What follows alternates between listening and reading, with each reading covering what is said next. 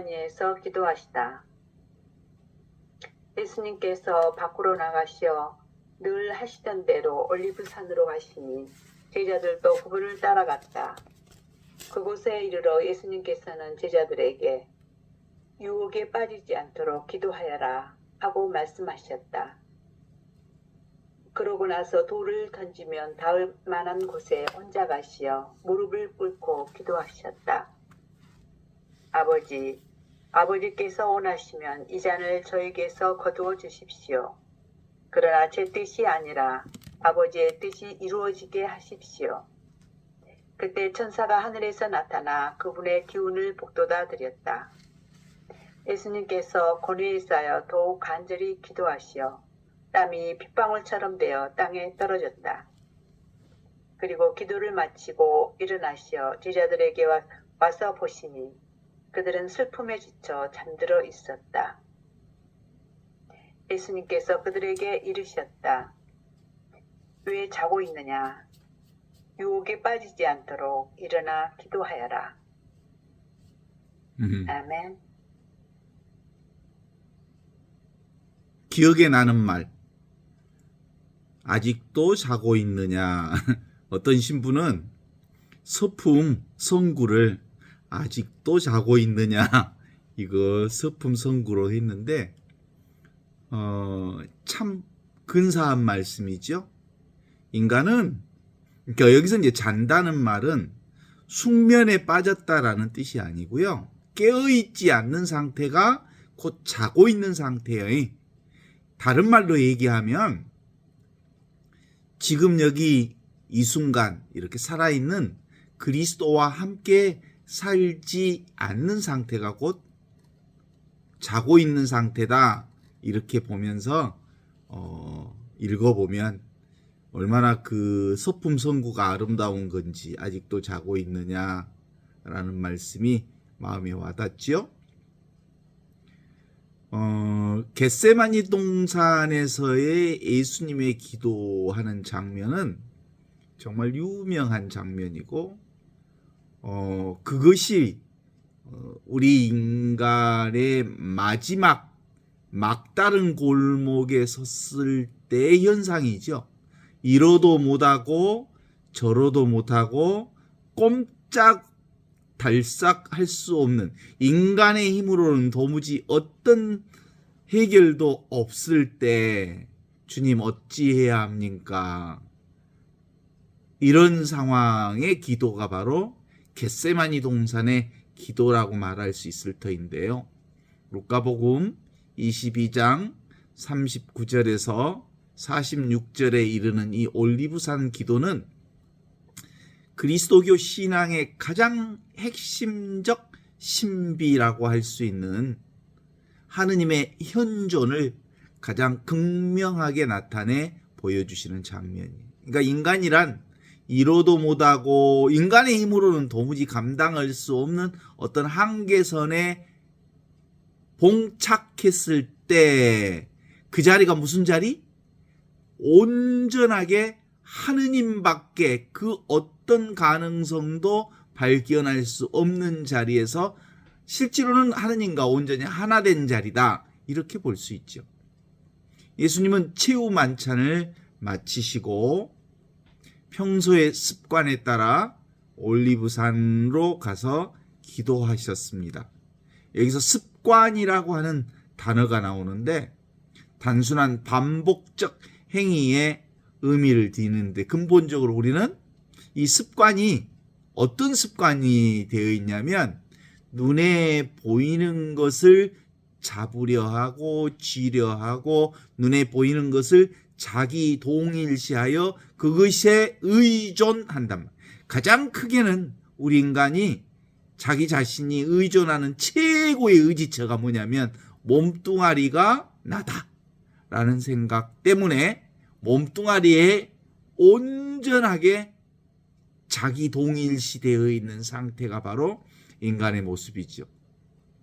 습관적으로 그렇게 돼 있어요. 습관적으로. 그런데 현존은 실제로는 이 몸에 의지하지 않고 지금 여기 이 순간 찰나찰나 살아계신 그리스도께 나를 온전히 맡기는 습관. 이건 사실은 하느님은 없이 계시는 분이기 때문에 사실상 하느님께 자신을 온전히 의탁한다는 것은 말로는 가능할지 모르지만 실제로는 하느님은 가만히 있으니까 없는 것처럼 느껴진단 말이에요. 가만히 있으니까 가마떼기처럼 무시하고 없애버린단 말이에요. 그래서 우리의 습관이 사실은 익숙하지 않아. 현존하는 하느님의 삶으로 하느님을 주님으로 고백하는 삶이 익숙하지 않아. 그런데 예수님은 바로 당신의 습관대로, 습관이 늘 무슨 습관이냐면 현존하는 습관대로 올리브산에 갔다라는 말은 현존을 사셨다 이런 뜻이거든요. 어때요? 이 습관이 얼마나 중요한지 알죠? 우리가 단순한 반복적 행위를 통해서가 아니라 실제로는 시공간의 제약 속에서 사는 인간이 영원하신 하느님과 접속하기 위해 구축한 영적 통로는 바로 지금 여기 이 순간 현존의 순간뿐입니다. 우리는 어디에 더 익숙해요? 세상에 너무 익숙하지요. 그래서 세상을 붙들고 있고 보이는 것을 붙들고 있고 보이는 것에 의지해 있단 말이죠. 우리 신앙생활의 핵심은 뭐냐면 익숙한 것을 낯설게 하고 낯선 하느님의 현존을 익숙하게 해서 온전히 익숙한 지금 여기 이 순간 그리스도와 함께 사는 삶의 생활 양식, 그것이 바로 신앙 생활이다 이렇게 말할 수 있죠. 하느님의 현존은 그런 점에서 특별한 장소나 예기치 않는 순간에만 주어지는 우연의 사건이 아니라 예수님이 습관적으로 올리브산에 가셨다는 것은 일생 모든 순간이 하느님의 현존 가운데 있으셨음을 전제하는 말씀.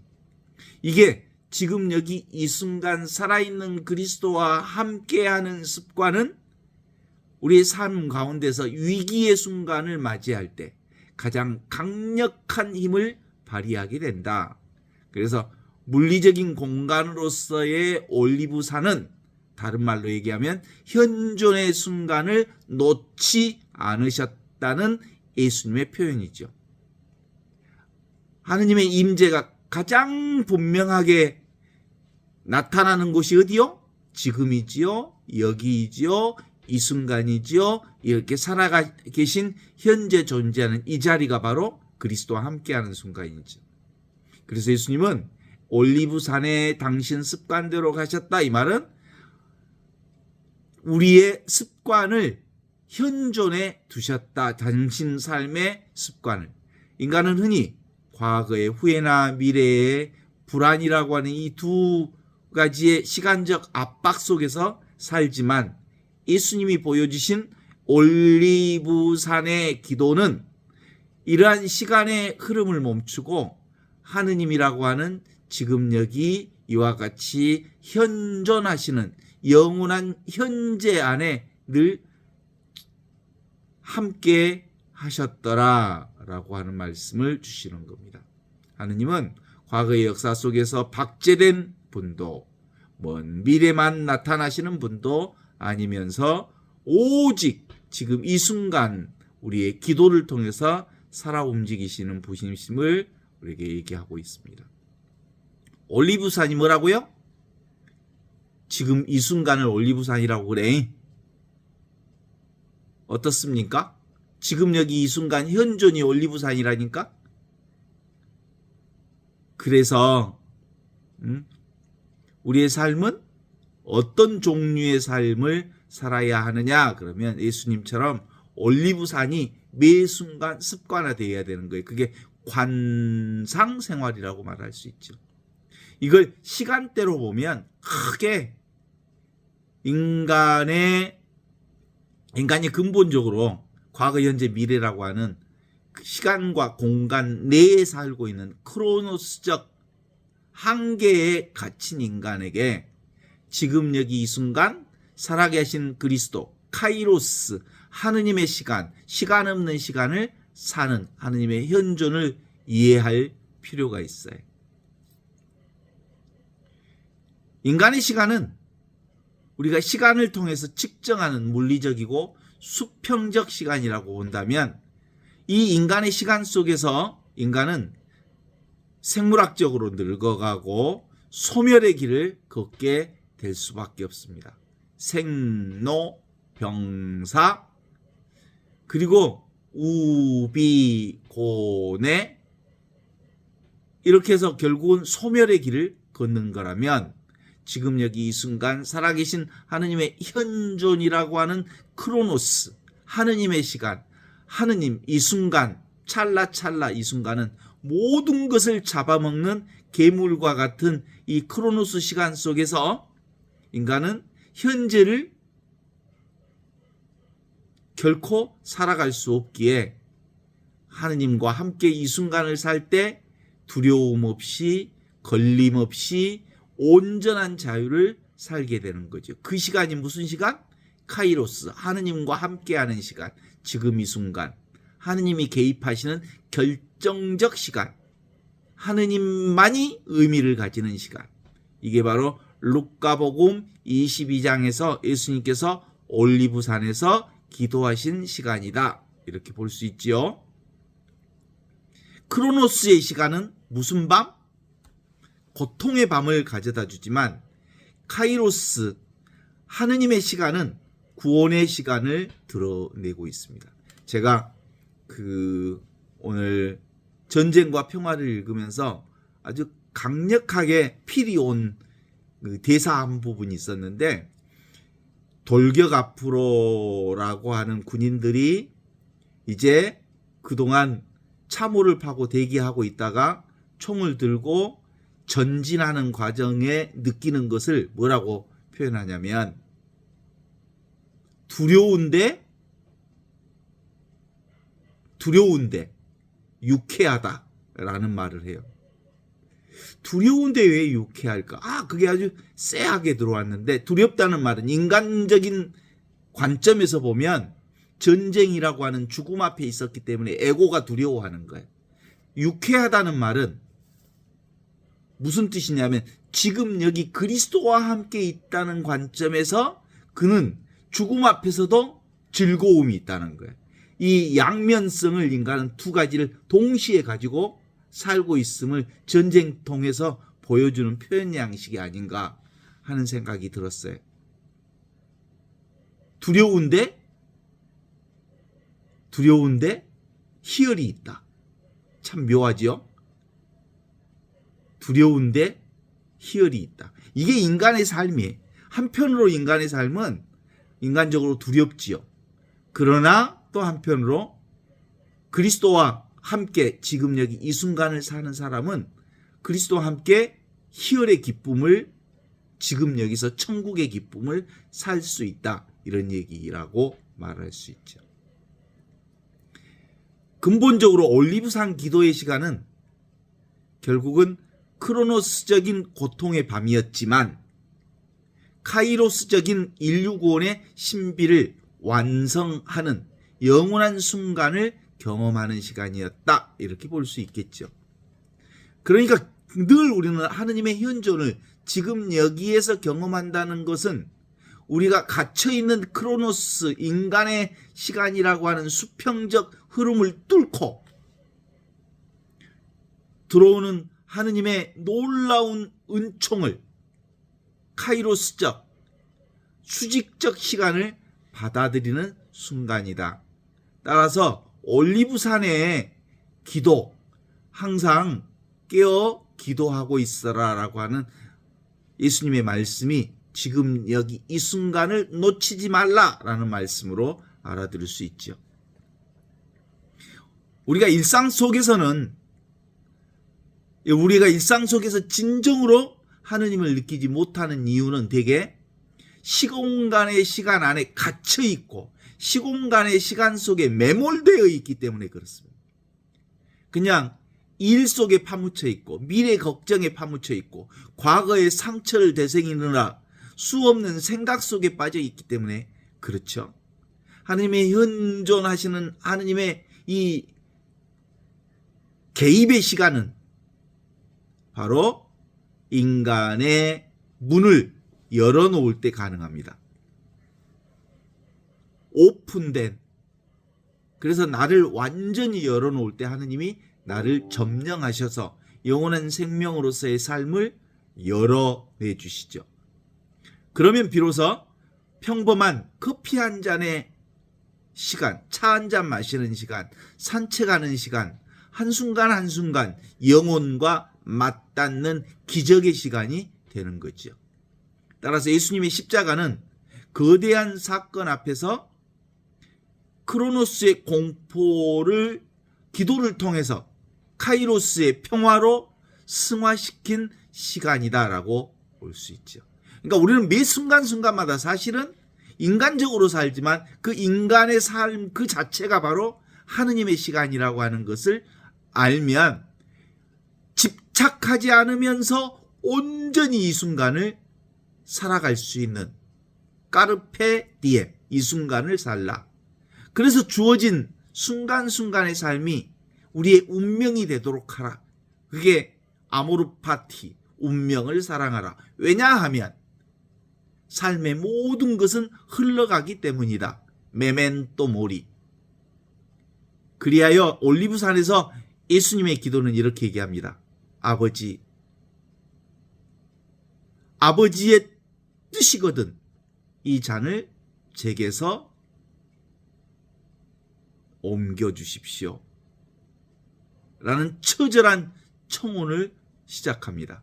이날 하느님의 현존이 우리의 고통을 마술적으로 없애주는 것이 아님을 보여주는 리얼한 기도이지요. 정말 제 힘으로는 감당할 수 없는 자리입니다.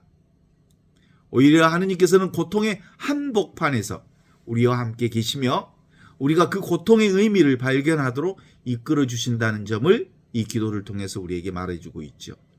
예수님께서 직면한 자는 단순히 육체적 죽음이 아니라 하느님과의 완전한 단절이라고 하는 지옥과 같은 고통을 의미하고 있습니다. 하지만 기도 후반전에 이렇게 얘기합니다. 그러나 제 뜻대로 하지 마시고 아버지 뜻대로 하십시오. 라는 완전한 굴복, 순복함으로써 이것이 바로 하느님의 섭리에 자신을 완전히 포기하는 것인 거죠. 우리가 자신의 의지와 자신의 계획과 자신의 욕망과 자기 생각을 완전히 하느님께 내어 맡길 때 비로소 하느님은 우리 안에서 당신 뜻을 실현하시면서 당신의 현존을 드러내 주신다는 점을 우리에게 말하고 있습니다. 그래서 예수님의 그 기도의 태도를 몇 단계로 한번 나누어서 본다면 첫 번째로는 예수님의 기도, 현존하는 사람들의 그 현존 단계를 얘기할 수 있죠. 정직한 자신의 고백. 이 잔을 저에게서 멀리 해 주십시오.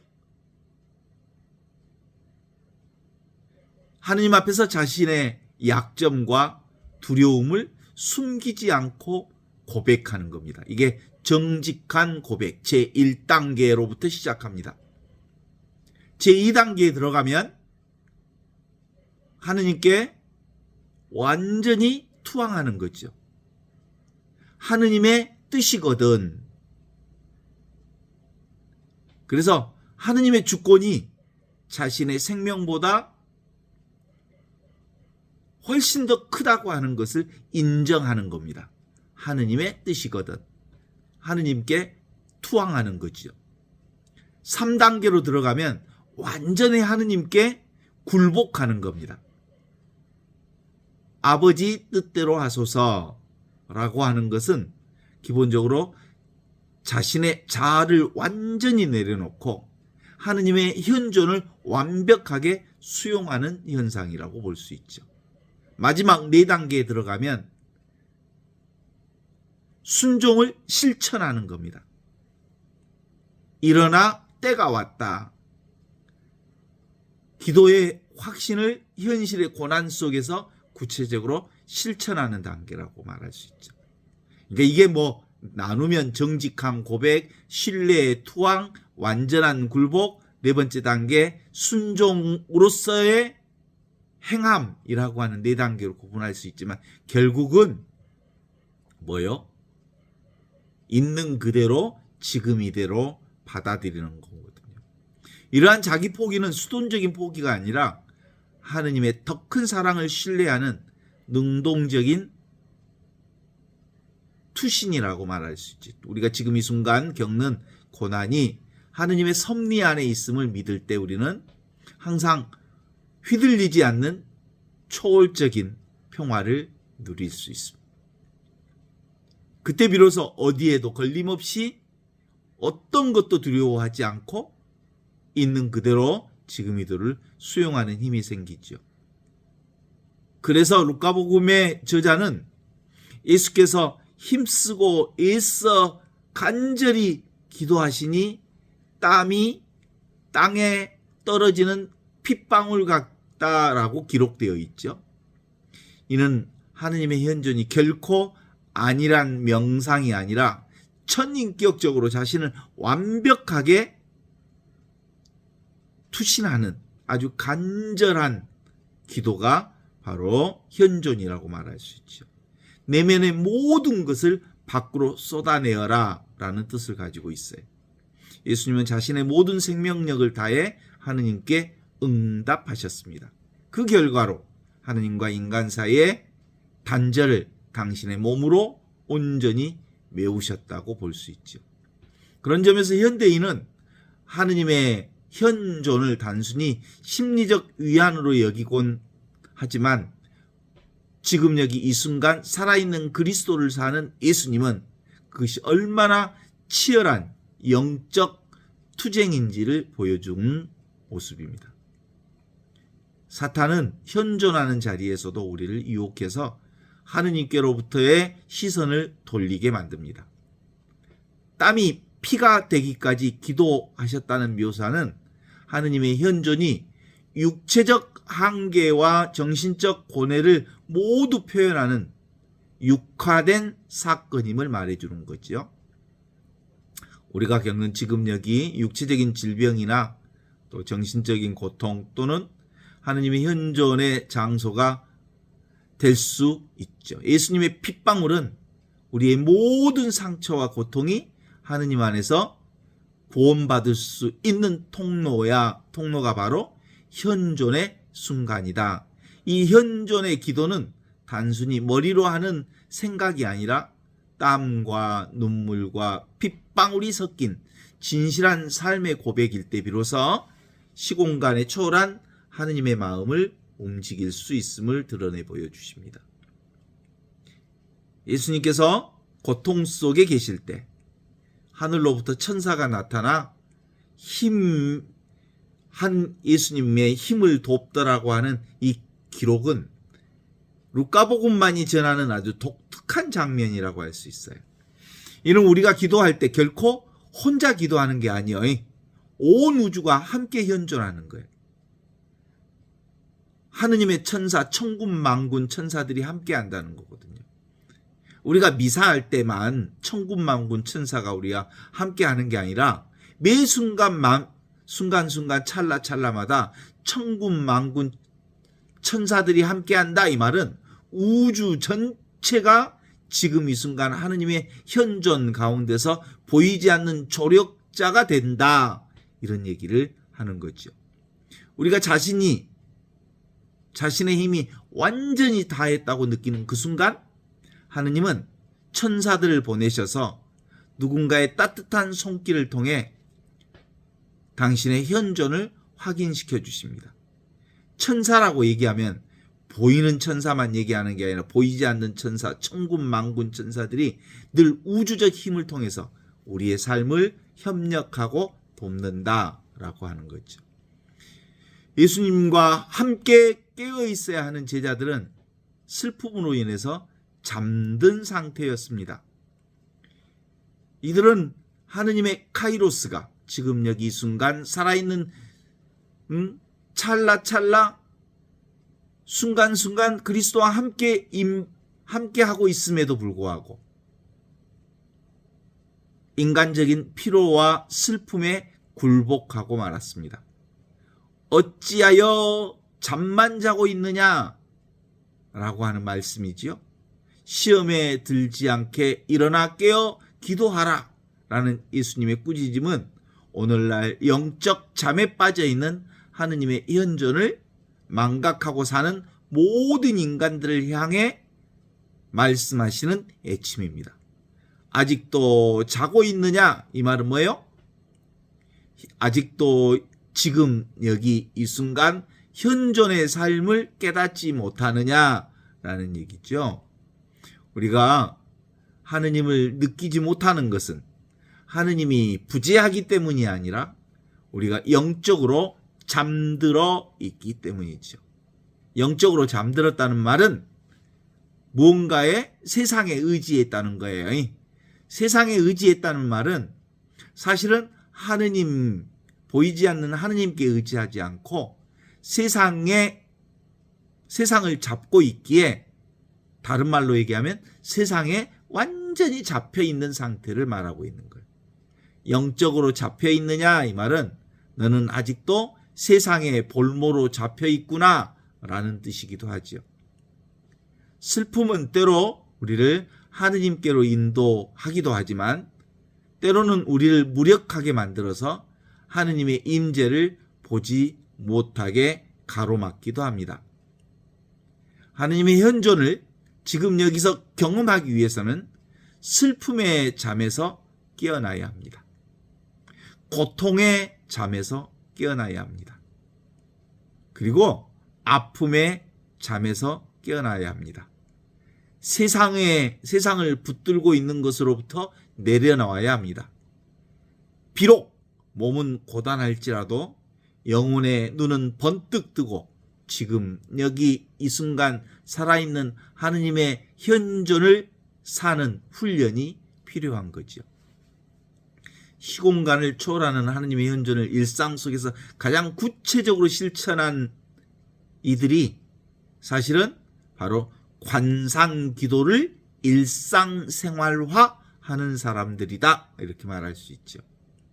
관상생활을 한다는 건 다른 말이 아니에요. 그냥 우리의 일상 전체가 하느님이 일하시는 현장이다, 이렇게 믿고 매 순간순간 찰나찰나마다 하늘꽃이 피어있고 하늘 사람들이 움직이고 하늘 숨결이 숨쉬고 있고 하늘에 은총과 축복이 가득하고 있는 이 삶의 현장을 사랑하는 거죠.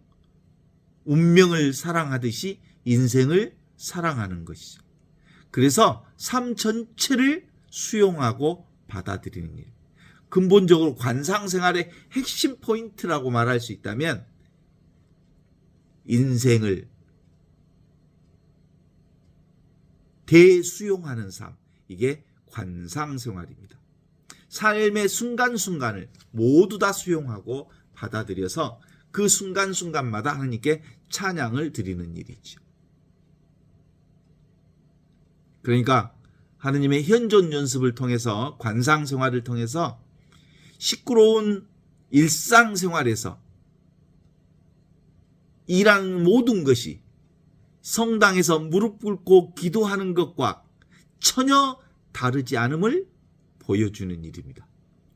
설거지하고 그리고 음식을 나누고 일하고 책을 읽고 음악을 듣고 하는 모든 순간순간이 바로 하느님의 소리, 하느님의 느낌, 하느님의 움직임, 하느님의 일하심, 하느님의 맛보심, 하느님의 온갖 것을 경험하는 순간이다. 이를 통해서 크로노스의 삶이 카이로스의 은총으로 변화될 수 있습니다. 현재 순간이 다 성사여. 성사 아닌 게 없어. 그래서 성사생활, 그게 바로 일상생활. 일상생활이 곧 하느님이 일하시는 순간순간을 살 경험하는 순간이다. 우리에게 주어진 매 순간이 하느님을 만나는 성스러운 통로로서 살아갈 때 하느님은 과거의 역사 속 책 속에서 계신 분이 아니라 지금 내가 대하고 있는 사람, 지금 내가 하고 있는 이 업무, 지금 내가 겪고 있는 이 감정 속에 숨어 계신 하느님을 우리가 매 순간 만날 수 있다라는 거죠.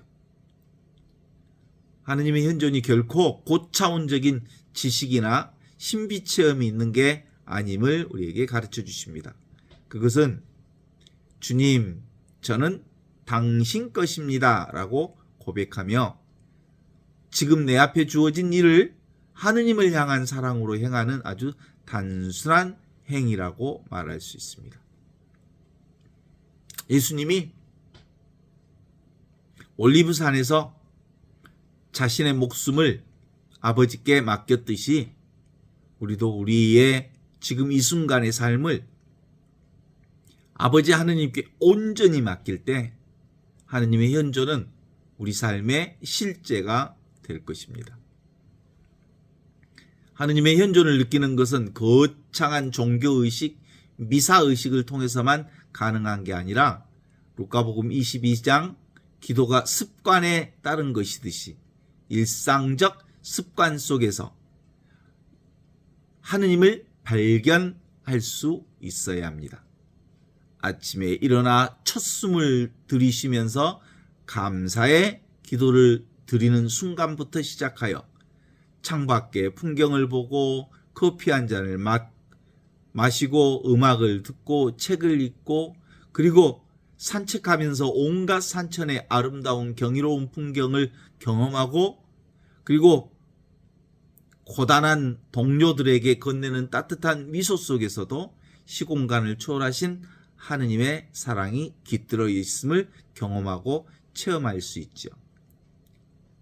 현대 뇌과학 연구에 따르면 인간의 인격적인 하느님을 상정하고 대화하듯이 기도할 때 뇌의 특정 부위가 활성화된다고 말하고 그 얘기는 무슨 뜻이에요?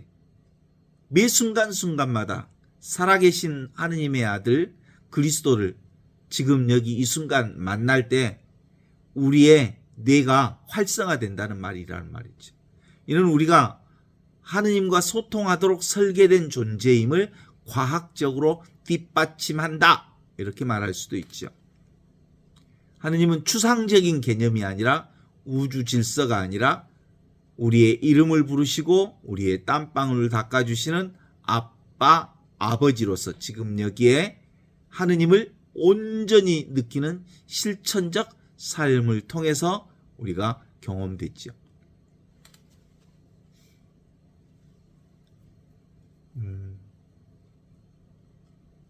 이제 익숙한 게 뭐예요? 눈에 보이는 것은 낯설어지고 눈에 안 보이는 이 현존, 현재 지금 존재하는 텅 빈 충만, 이 텅 빈 충만은 이제 익숙해져서 그전에는 이 현존하시는 텅 빈 충만으로서 없이 계시는 하느님이 우리에게는 낯설었잖아요.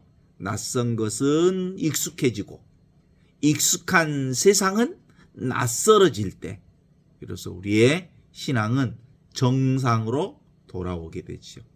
이 정상으로 되돌아온다는 것은 내가 따로 없기에 온통 하느님의 은총과 축복과 은혜와 은총의 바닷속에서 살기에 매 순간 그분의 아주 미세하고 섬세한 신비 속에서 하느님께 감사 인생을 살아갈 수 있다 이런 얘기죠. 그러면 매 순간순간마다 화살 기도도 드릴 수 있죠. 주님, 특별히 화살 기도라고 하는 것은 누구를 위해서 쌓아 올리는 화살 기도가 아니라 매 순간순간이 바로 화살 기도를 하는 순간이란 말이에요. 화살 기도를 하라니까 입으로 뭘 주접들으라는 말은 아니고 지금 이 순간순간 찰나찰나 현재 존재하는 그리스도를 경험하고 그리스도를 살 때 그것이 바로 화살 기도인 거예요. 그동안 우리 보통 누구를 위하여 쌓아 올리는 기도를 화살 기도라고 그랬죠? 그건 대단히 기도를 물질적 흐름으로 바꾸어 버린 거란 말이에요. 영적인 것을 물질적으로 환원해야 되는 거야? 지금 이렇게 너무나도 분명하게 살아계신 그리스도를 아는 순간순간 찰나찰나마다 그리스도가 나와 함께 계심을 아는 것. 그래서 나와 함께 있는 것처럼 모든 사람들이 지금 여기 현존하고 있음을 믿도록 기도하는 것. 이게 화살 기도이죠. 신학자 칼 라너는 인간을 하느님의 말씀을 듣는 자로 정의하였습니다. 우리 존재 깊은 바닥에는 하느님을 향한 무한한 갈망이 자리 잡고 있습니다. 그 하느님을 향한 무한한 갈망이라는 게 바로 지금 여기 이 순간 살아계신 그리스도, 이미 계신 그리스도를 만나고 싶어하는 마음이 있는 거거든요. 우리는 끊임없이 지금 여기를 살면서 지금 여기를 초월하는 현존의 삶을 살게 해주십니다. 예수님이 올리브산에서 겪은 고뇌는 인간이 가진 이 초월적 성향이 하느님의 절대적인 뜻과 부딪힐 때 발생하는 거룩한 긴장이라고 말할 수 있습니다. 하느님의 현존은 우리가 인간적으로서의 한계를 인정하고 그 넘어 계신 영원하고 무한하고 절대불변인 이 없이 계시는 하느님을 만나 우리 자신을 온전히 개방할 때 비로소 우리 안에 하느님 나라가 완성되는 거죠. 이미 완성된 하느님 나라를 우리가 온전히 나를 내려놓을 때 경험할 수 있다. 이런 얘기죠. 인간은 영혼과 육을 가진 독특한 존재로서 물질 세계에 속해 있으면서도 동시에 영적 차원을 통해서 하느님과 온전히 소통할 수 있는 능력을 지니고 있습니다. 그런 점에서 루카복음 22장의 기도는 예수님이라고 하는 한 인간의 초월적 자유가 어떻게 하느님의 구원 계획 안에 응답되어지는지를 보여주는 최고의 모범이 있죠. 그러니까 우리 인간의 한계를 온전하게 인정할 때 그때 비로소 거룩한 하느님과 온전히 만나는 존재론적 하느님의 자녀를 확인하는 순간이 되는 거죠. 시공간을 초월한 하느님은 이미 우리 안에 현존하십니다. 우리가 그분께 응답하기를 기다리고 계십니다. 우리가 일상 속에서 느껴지는 채워지지 않는 갈증은 사실 하느님만이 채울 수 있는 영적 갈증. 이건 그 갈증을 하느님의 생명수로 채울 수 있는 과정이거든요.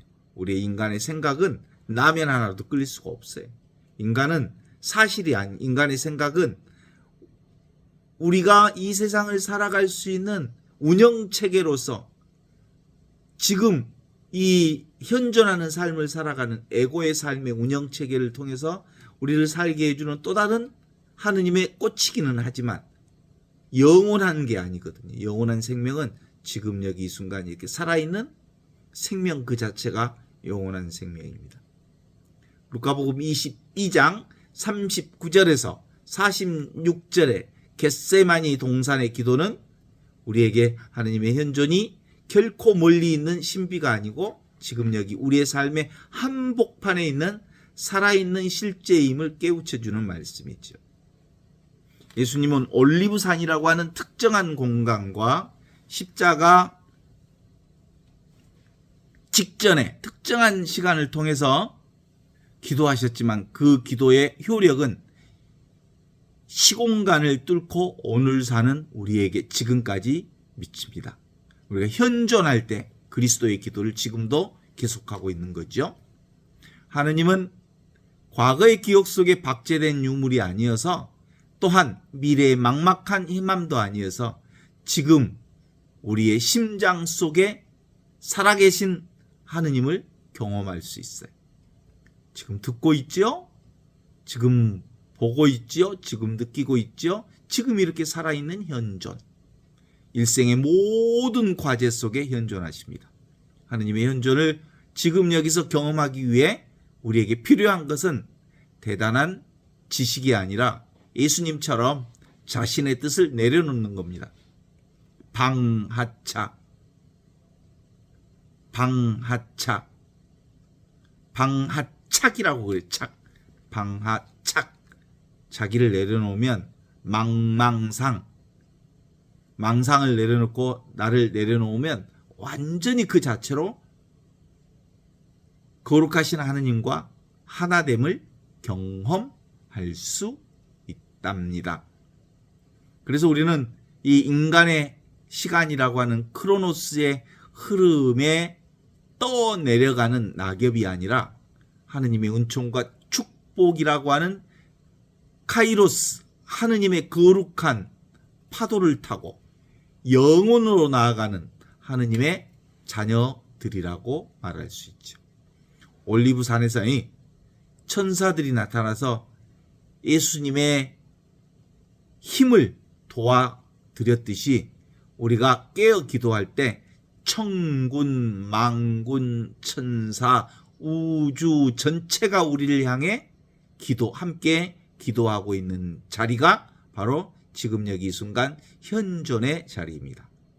하느님의 현존 안에 머물 때만 하느님은 우리에게 험난한 세상을 이겨낼 하늘의 지혜와 능력을 공급해 주십니다.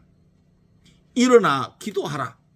주님의 말씀은 절망의 자리에서 일어나는 희망의 선포이면서 영원한 하느님의 현존 안으로 들어오라고 하는 사랑의 초대이기도 하지요. 오늘 이 순간 당신의 삶이 어떤 모습이든 상관없습니다. 지금 여기에 하느님을 향해 마음을 들어 올리라 라는 말. 일어나 기도하라. 이미 시공간을 초월해서 당신을 기다리고 계시는 살아계신 하느님의 현존이 당신을 따뜻하게, 우리 모두를 따뜻하게 안아주실 것이라고 하는 말씀이지요. 루카복음 22장 39절에서 46절의 본문을 바탕으로 우리의 현대인들이 어떻게 시공간을 초월해서 하느님의 현존을 살아갈 수 있을지 우리가 영성적으로 볼 수 있으려면 내 자신이 이미 하늘 마음을 살고 있음을 깨달아 아는 것으로부터 출발해야 합니다. 하늘 소식, 내가 바로 복음 자체라고 하는 것을 깨달아 알 때 비로소 우리는 하늘 꿈을 펼칠 수 있고 하늘 꽃이 피어 있는 것을 경험할 수 있고 하늘 사람들을 만날 수 있고 하늘의 숨결을 경험할 수 있고 하늘의 온갖 은총과 축복의 신비를 경험할 수 있게 되는 것. 그러니까 기본적으로 하늘 마음을 경험할 때, 지금 현존을 경험할 때만이 집착하지 않고 이 순간을 살아갈 수 있게 된다는 얘기이죠. 그런 점에서 현존하는 하느님 현존학교의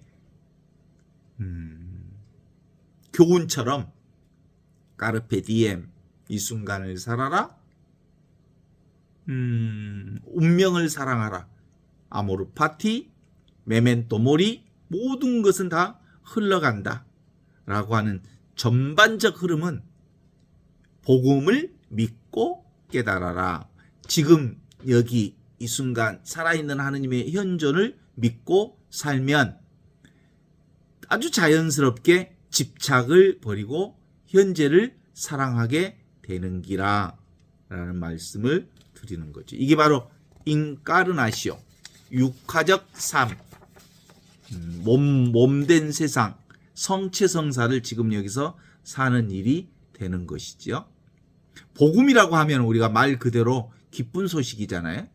하늘 소식, 기쁜 소식, 영원하고 무한하고 절대 불변인 이 하늘 소식, 기쁜 소식, 복음은 나 자신이라고 하는 것을 깨달아 하는 건데, 이 불변하는 소식을 통해서 보면 온통 충만한 하느님을 경험할 수 있지만 그것이 어떻게 펼쳐지냐면 어떻게 하늘꽃으로 피어나는 것을 알 수 있잖아요. 그런데 기본적으로 나를 중심으로 해서 보면 분별의식으로만 보게 되면 세상에 모든 것이 다 온근법이 적용이 되거든요. 나라고 하는 중심 좌표를 통해서 나하고 가까운 사람들은 더 많이 사랑해야 되는 거고 멀리 있는 사람들은 덜 사랑하게 되는 거란 말이에요. 그러나 이 온근법을 떠나서 하늘 마음, 하늘 소식 그리고 기쁜 소식을 살게 되면 온 천하가 다 지금 여기서 온전히 깨어날 수 있음을 자각할 수 있죠. 이걸 각이라고 그래. 각. 잠에서 깨어나시오, 현존하십시오. awareness. 이 awareness가 mindfulness, 마음으로 가득 찬 세상. 그래서 세상 전체가 뭘로 보여요? 하느님의 꽃으로 보인다는 거거든요. 그러면 집착을 내려놓고 사랑하게 되는데 그 사랑한다는 게 다른 말로 그냥 살게 되는 삶을 사는 거죠. 그게 나의 기준을 내려놓으면 온통 하느님의 꽃으로 가득 찬 것을 경험한다. 이런 의미죠. 잠에서 깨어나라. 그러니까 인연 조건 따라 지금 아무것도 알 수 없는 지금 여기 이 순간에서 피어오르는 하느님의 찬란한 그 느낌을 경험할 수 있죠.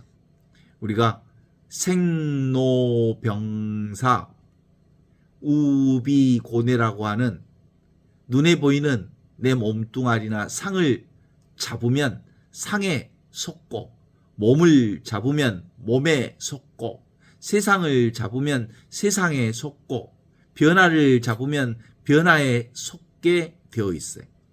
잡지 않으면 상에 속지 않으면 늘 하늘 소식, 기쁜 소식, 이 복음 안에서 복음을 믿고 복음 안에서 하늘 춤을 온전히 경험하면서 살아갈 수 있는 일이죠.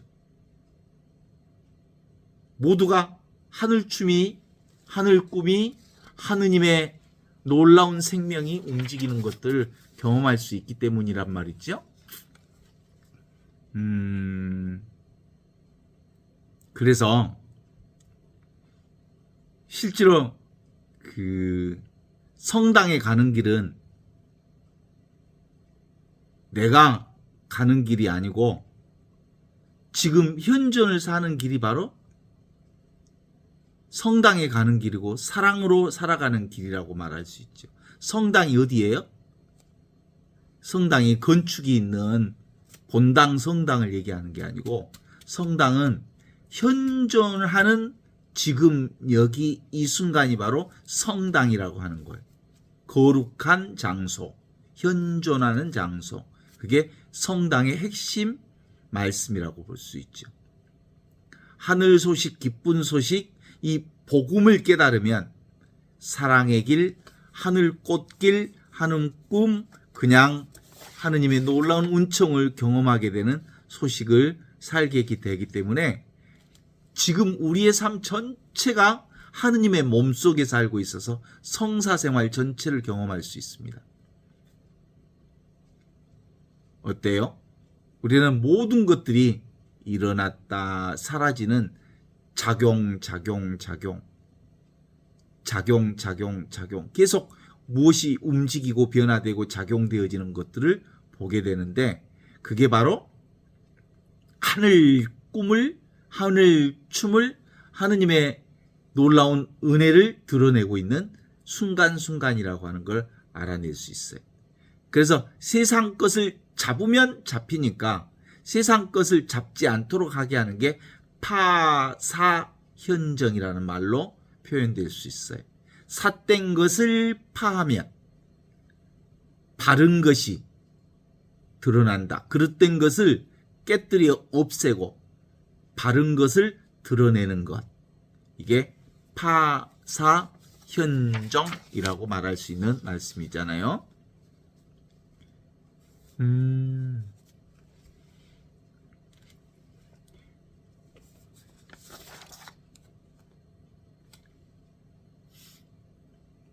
우리가 나라고 하는 이 몸뚱아리 세상을 붙들고 있으면 좁은 자아에 갇혀 있게 되고 그럼으로써 인생의 전체성을 놓치게 된단 말이에요.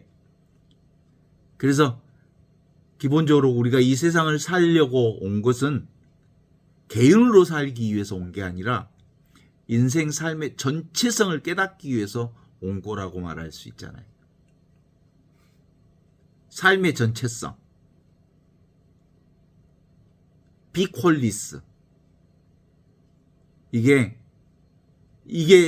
우리 안에서 경험되어지면 인생은 아름답다, 인생은 아름다워라는 것을 우리가 온전하게 고백할 수 있죠.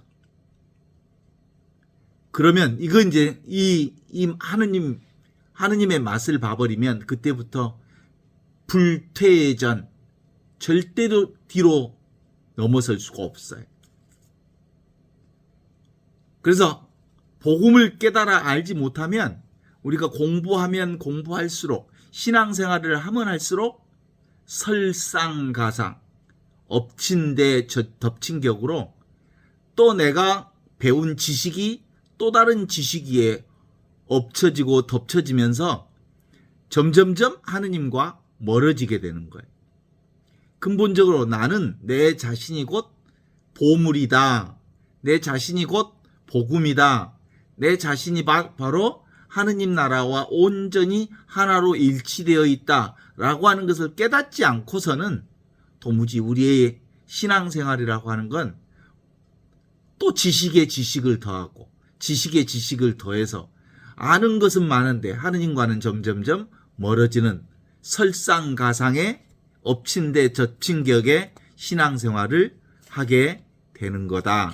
그래서 기본적으로 잡는 신앙을 내려놓게 만드는 일들이 대단히 중요한 몫이라고 볼 수 있죠.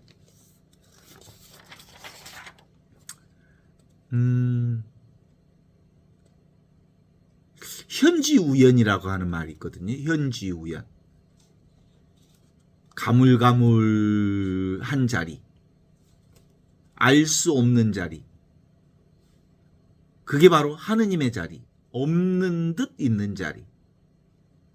그게 언제 경험되지냐면 예수님처럼 주님, 제 뜻대로 마시고 아버지 뜻대로 하십시오.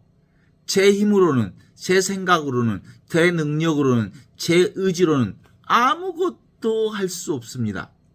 아주 까마득하게 인간의 힘으로는 도무지 알 수 없습니다.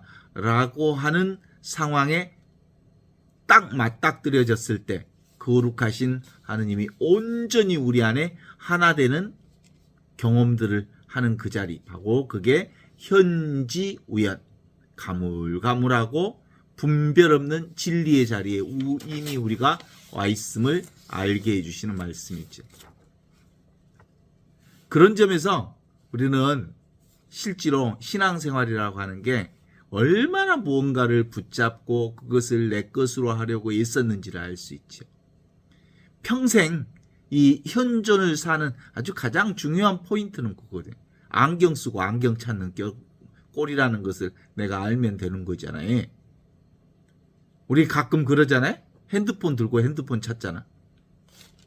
그게 우리 신앙생활이, 우리 인류사 전체가 물 속에서 물을 찾고 불을 들고 불을 찾고,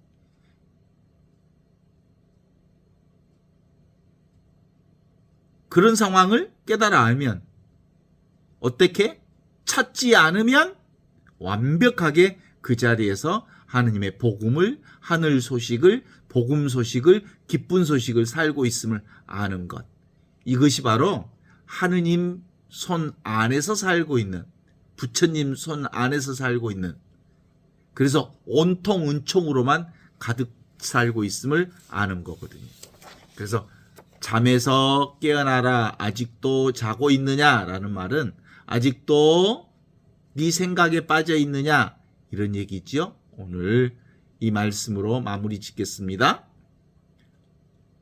항상 깨어 있어라. 이 말은 현존하라. 아직도 자고 있느냐라는 말은 세상을 아직도 의지하고 있느냐 이런 뜻으로 받아들여서 의지하지 않으면 온통 하느님 손 안에서 은총 가득한 삶을 살고 있음을 깨달아 아는 것. 이것이 오늘 22장 39절 46절의 말씀의